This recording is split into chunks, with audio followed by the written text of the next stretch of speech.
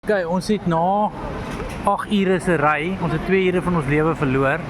Dus ons nou hier in Dubai en ons gaan nou met hierdie lifts opgaan. Liesel is nie baie lief vir 'n lift nie, maar sy het gesê omdat sy deur hierdie een kan sien, sal sy nou gaan. Maar net om julle te wys, is maar baie blinkerig, hoor. Hulle hou van hulle spieëls.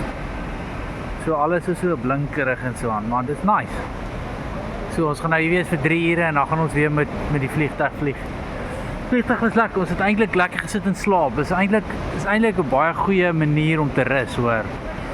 Veral om so in die aand te vlieg was eintlik regtig baie lekker geweest.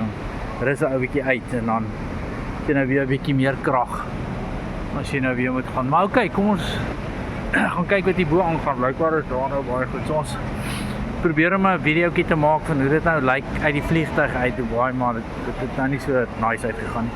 So daar 'n oulike meisie ontmoet wat nou gaan werk in Miami.